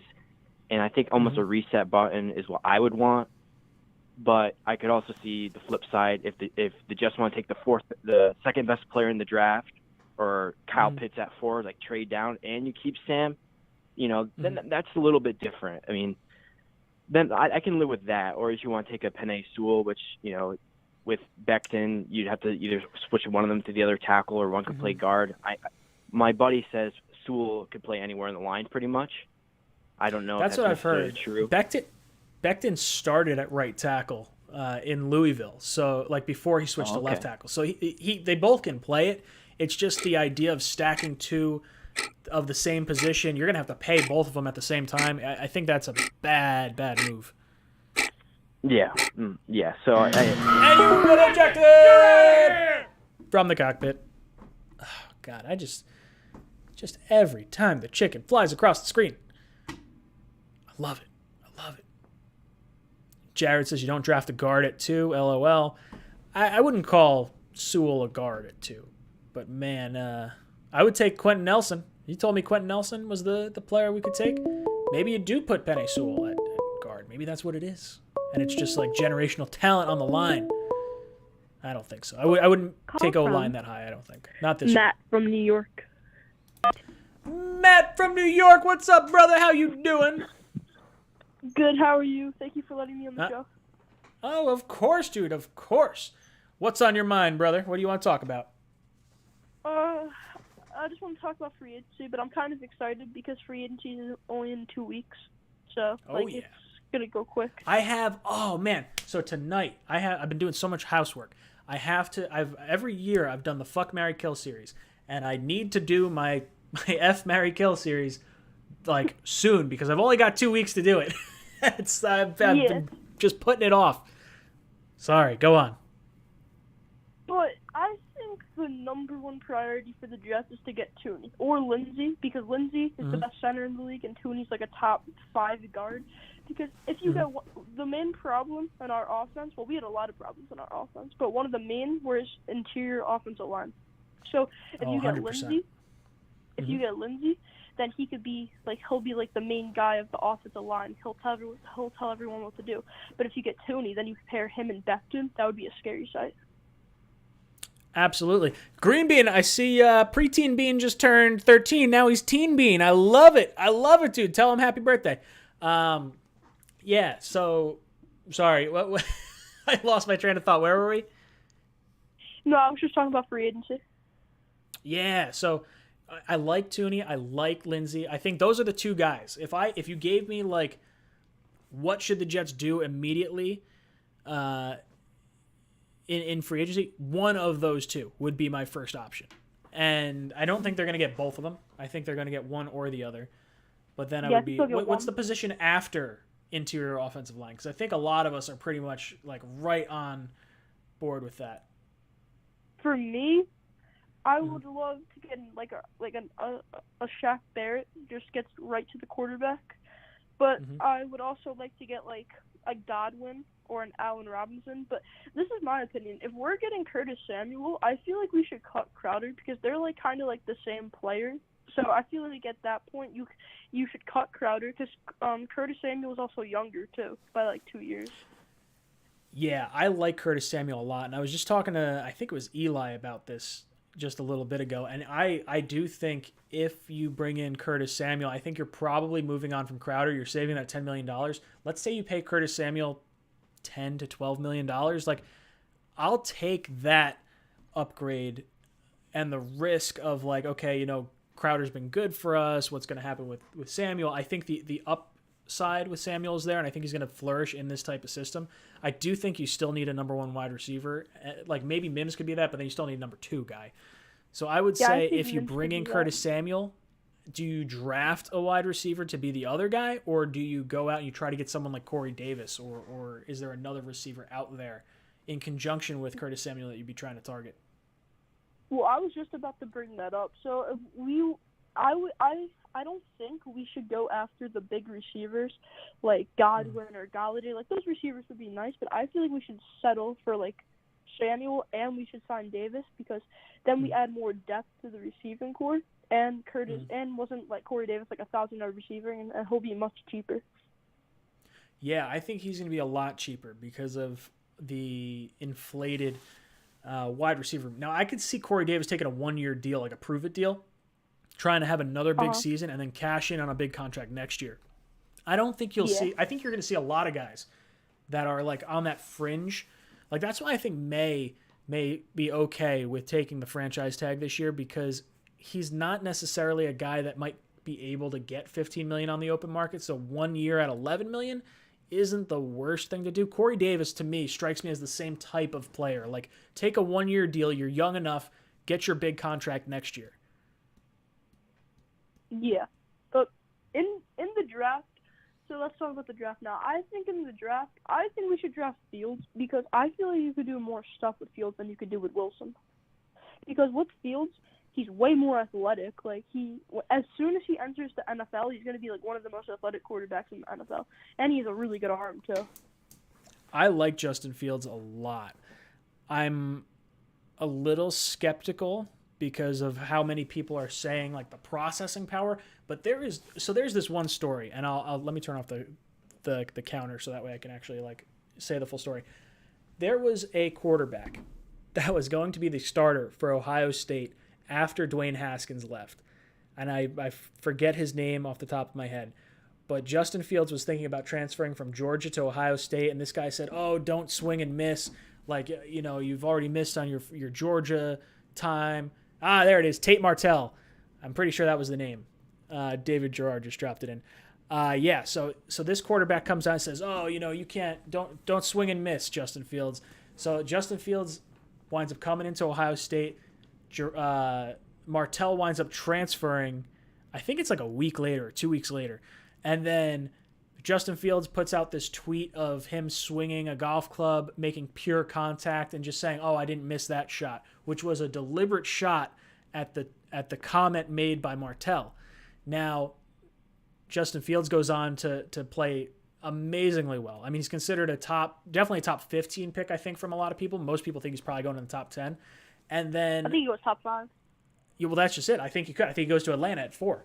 So if the Jets, well, so get this. So Martell is oh yeah, don't swing and miss. Fields does the whole swing and miss thing. Well, guess what? Fields doesn't follow Martell on Twitter. But you know who he does follow? He follows Martell's sister. And he likes every comment, every tweet with a risque photo in it. And I love it. That's like a vindictive type of quarterback. That's the asshole quality that like Brady, that Rodgers, like great quarterbacks have. And no one talks about this with Justin Fields. Like this is like the character trait that I think is just so huge. And like I think Fields can be the guy if he can get down the whole processing power thing. Like if you have to wait a year for him to really like lock it down, he looks like a 6'3" version of Russell Wilson. Like just a big body dude. Yeah, I agree with that. 100%, dude. All right, brother, let me get some more calls. Thank you so much for calling in. I will talk to you probably next week. We'll see. We'll see. All right, boys and girls. We got 16 minutes left in the show. See, I think a lot of you guys didn't even know that character trait. See, Egerton is not upset. Nobody talks about this character trait because it's not important. It's not like crazy important, but I do think there is a side. Guys with a chip on their shoulder, Tom Brady, chip on his shoulder. Aaron Rodgers not going first overall, chip on his shoulder. Justin Fields, I'm telling you, he's going to have a chip on his shoulder. Call from Watch out. Dylan. Dylan, what's up, dude? Welcome to the cockpit. Hey, man. How you doing, man? I'm hanging in there. What's on your mind? Oh man, I just want to say first of all, I love the show. I love listening to everybody's takes, and overall, I think it's a great platform for us Jets fans to describe our misery. So I appreciate it, man. Thank you, dude. I have a lot of fun with this. I really do have a good time. Yeah, but the one thing that keeps annoying me is the Devontae Smith disrespect. I don't know what is up with that. I'm tired of everybody saying he's undersized, he's small. I'm tired of everybody saying that, but yet he won the Heisman Trophy winner, and nobody could guard him in the NFL. And I think what previous callers said he could only run crossing routes, which is not true at all. Because if you watch the games, he usually had like an 80-yard touchdown every game, just fly by himself, ISO. So I think that's kind of crazy. I personally like Devontae Smith over Jamar Chase, but like I said, I have not seen Jamar Chase that much, and I think I've watched Devontae Smith a lot more, so I could be wrong. But I would personally take Devontae Smith. I'm not saying taking Devontae Smith at number 2, but I would if we were to drop down in picks, if we traded our number 2 for something lower, I would personally take Devontae Smith over Jamar Chase. But that's just personal opinion. But I'm just tired of everybody saying that he's small and undersized. He's like 180, and if there's an NFL linebacker and he gets hit, his career's over. I'm tired of them saying that, because he does not play no scrubs, right? He is like premium competition. So it's just I don't know, it just kind of it doesn't make no sense to me. That's my opinion. So I think Jamar Chase is probably wide receiver 1. I think the reason you probably didn't see too much of him is because we saw a huge sample size last year when he was with Joe Burrow and he had Justin Jefferson in that wide receiver room. Terrence Marshall's there. I think him opting out this past year could hurt his draft stock for sure. I do think he's going to be the top guy. I think the weight is going to be an issue. There's a reason why Devontae Smith did not weigh in at the Senior Bowl, and it's because he is undersized. He weighed his listed weight, I think, was like 175 pounds, which is like I'm 10 pounds heavier than that, and I'm like not a big guy like that. Like that's what's crazy to me, and I don't think it's necessarily disrespectful to say that Devontae Smith is the second or maybe even the third best wide receiver in this draft class, because that's putting him, maybe at the 12th pick overall. That's higher than any of the wide receivers that went last year. So for me, I don't see it as disrespect. I think there's valid concern with his weight. I think he's an explosive wide receiver. And if the Jets trade down, I don't know if 4 is the pick that I take him at, but I would be all on board. Chase, Smith, Pitts. Those are the 3 guys I would look for. Yeah, and I think that even if he was like 175, right, or 180, I think whatever NFL team that he goes to will probably beef him up. They'll probably make him go to the gym. Maybe try to get him to like 195, maybe 190, 195. And then secondly, I prefer Fields over Wilson too, for somewhat similar reasons, because. Personally, I think that Fields has a better deep ball than Zach Wilson, and also he's much bigger than Zach Wilson. I think he's 6'3", 215. Don't quote me on that.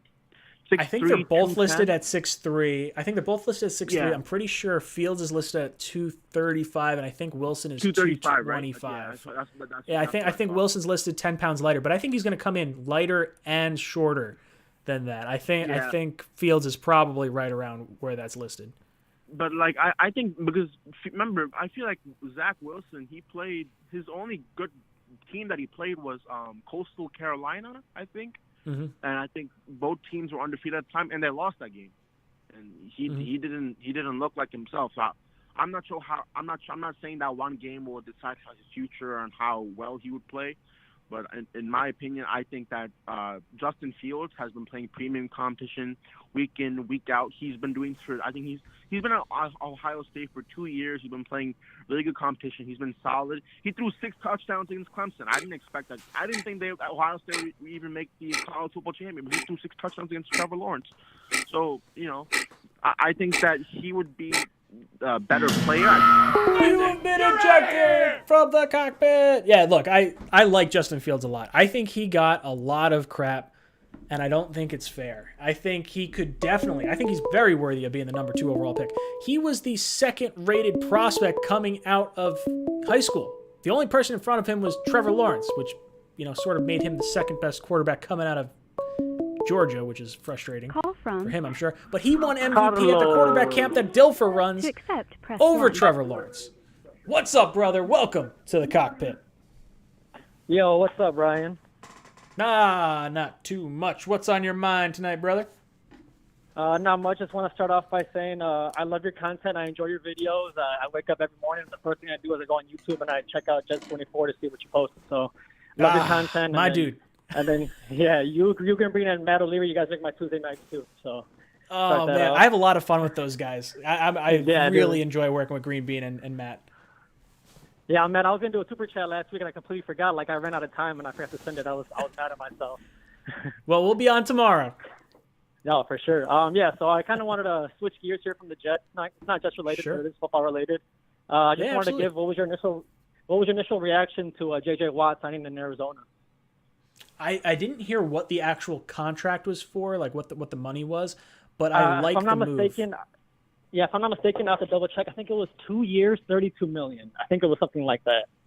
Okay, so $16 million a year. That's a really good deal for Arizona. I think that's just right for where he was. I think he was going to be a $17.5 million cap hit had he stayed with the Texans.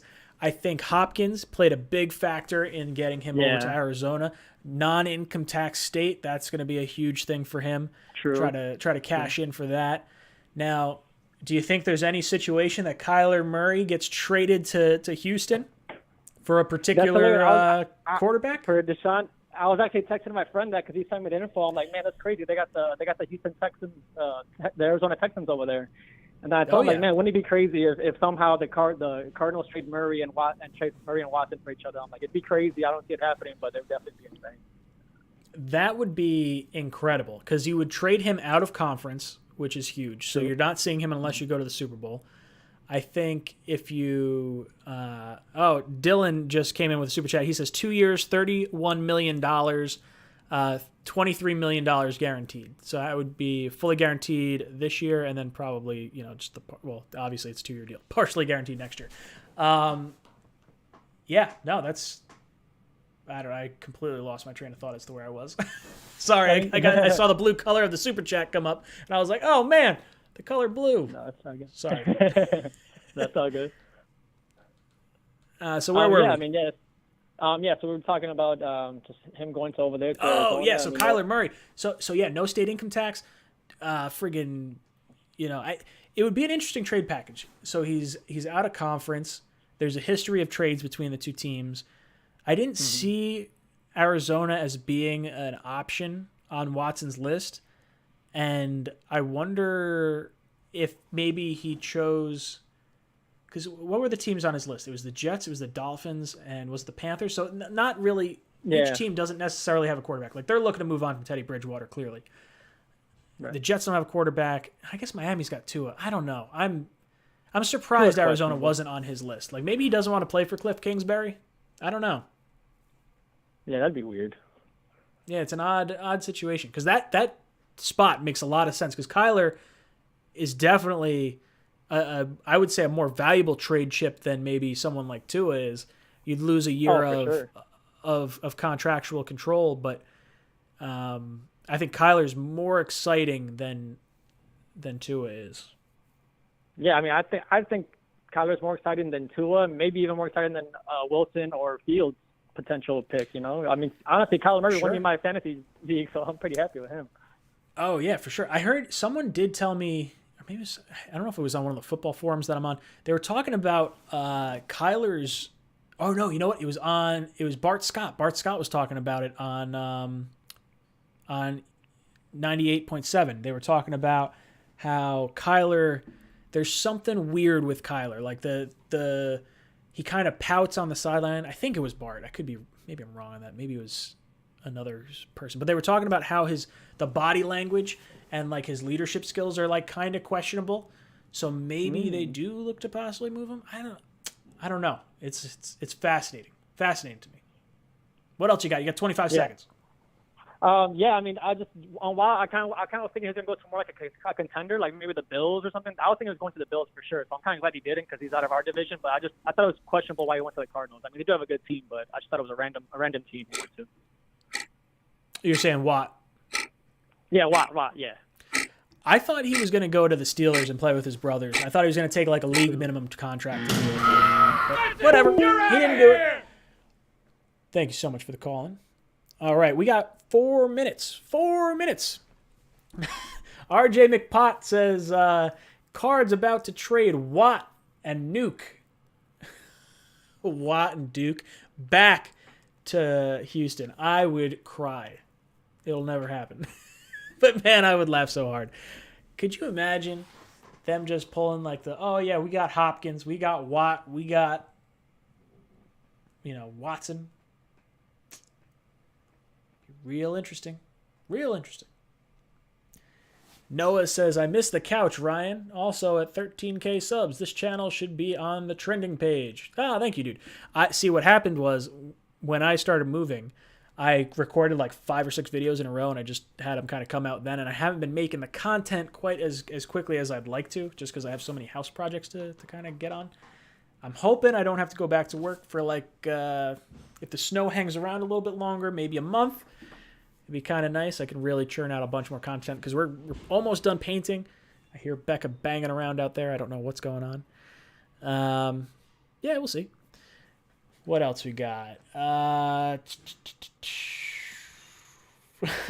Kyler retires from football, going to baseball with the Athletics, and he gets traded to Houston. Oh, if he gets traded to Houston. Thoughts on Mac Jones? Says get wrecked. Mac Jones played with the best offensive line, the best wide receivers, the best defense, the best running back, and the best head coach in college football. He had a phenomenal season. Phenomenal season. But I don't think that he's the, he could go in the first round. We could see him go to the Patriots at 15. I think that's scary. I would almost be okay with him going to the Patriots because I don't think he's as mobile. I think if Fields goes to 15 somehow and the Patriots get him there, I'd be pretty upset. But I would like to see him maybe fall to the end of the first round to a team that I really don't have to see in our division all the time. Dylan Alex says, when is Jets Central and Jets Talk? When is Jets Central and Let's Talk Jets Radio collab coming? I had reached out to Let's Talk Jets Radio a few months ago, and I asked them to come on, and they were busy at the time. So maybe I'll reach back out to them. I'll see if they're interested in coming on, because I would love to do a collaboration with them. I think they're really smart guys, and I think they have a really good channel. Jets Central, I have reached out numerous times. Last time I talked to him was, I think, before the draft last year. He was talking about possibly coming on with us, and he just kind of ghosted us. So I don't know what kind of happened there. I really would love to do something with him. I think he knows his stuff. I just don't know why he maybe doesn't want to play with me. I don't know. It's okay. That's all right. I understand it. There's a lot going on. I get so many people. I get a ton of people asking me to do collaborations on different platforms and whatnot. And I love doing it when I can, because I always have a good time with that. But I don't have enough time to do everything. And with him being, he's got to be close to 20,000 subs at this point. last I looked, he was at 18, but he's got to be close to 19 now. He is very much the big fish in this, and I could see a lot more people, especially guys from other teams. Like when other teams want to do a collab, there is a when I see other teams collab, like they're more like, or if I were to go and look out for another team, like so for instance, the hashtag sports guys. I love the hashtag sports guys. The reason I like them is because I really enjoy their content. We both started our channels right around the same time, so we were having fun going back and forth a lot. They helped me out. I got to meet them up in Buffalo. Great guys. Like, really had a good time with them. When you see other teams, like if I'm looking to collab with, say, a Dolphins YouTuber or a Panthers YouTuber or any other team, you're looking, like, my goal would probably be to find the person with the highest sub count, because more so than likely you're going to see the most benefit from doing a collaboration with the highest sub count. So obviously I'm going to get more collaboration, or Jet Central's going to get way more collaboration requests than I am. So he's probably getting hounded all the time, I would think. So I don't blame him for not wanting to do other collaborations or not to, either respond back or whatnot. I don't blame him. We did do a collaboration once. Him and I were able to go on a video chat once. It was a few days before the Sam Darnold Baker Mayfield draft. And we were talking quarterbacks, and I had said I wanted Baker. He wanted Rosen. And then that was the last we kind of did. And I don't know. I was definitely overly critical on one of his videos, I think, in the comment section. And maybe that's why he doesn't like me. I think that's probably what it is. But I don't know. I mean well. I don't mean to get anyone upset. But I do. I would love to work with him. I think he's a nice guy. What else you got going on there? Elias says, yo, I'm Let's Talk Jets Radio's music director, so I can come on. If you're Let's Talk Jets Radio's music director, tell them to come on. I would love to talk to Tyson and Primetime. Those guys, they know their stuff. KSE heard Ryan on New York Jets Drive podcast. Sounded good. Yes, KSE, I was on there. I don't know when it came out, a few days ago. Good guys. It was fun jumping on there. Esdras says, Jet Central seems like he likes to do his own thing, but does collabs with UCF Jaguar. Yeah, so UCF Jaguar and I'm working on a collaboration with a bunch of different YouTubers. I would like Jet Central to be one of those guys as well. But me and UCF Jaguar, I don't know if I'd say we're pretty close, but we talk relatively regularly.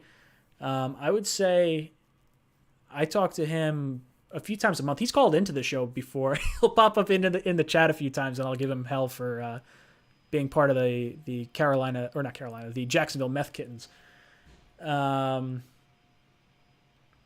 What else? Caden says, Ryan, I'm excited that we're going to franchise May. It means that we are finally keeping a good player, and we value him. Yeah, it means we value him, but I do want us to sign him long-term if possible. All right. Man, we're at 10:03. We are at 10:03 now. Let me pull up the music, and I'll do my little signature sign-off. I'll be back here. Here we go. There's the music. All right. So, boys and girls, it's been a lot of fun. I'll be here tomorrow night, 8 o'clock to 10 o'clock, talking Jets with Green Bean and Matt O'Leary. And I am so excited. Hopefully you guys tune into that. Lots of new stuff coming in the channel over the course of the next few weeks, so make sure you stay tuned, because I would say in 2 weeks this whole setup might look a little differently, potentially, and you guys might be able to see it on opening night. We'll see what happens. All right, guys. My name's Ryan. I've been your pilot tonight. Get Wrecked says, remember, shave your balls, everyone, like Matt says. I love it. The Lawnmower 3.0. All right, guys. My name's Ryan. I've been your pilot. This is Jets Talk, signing off. Jets.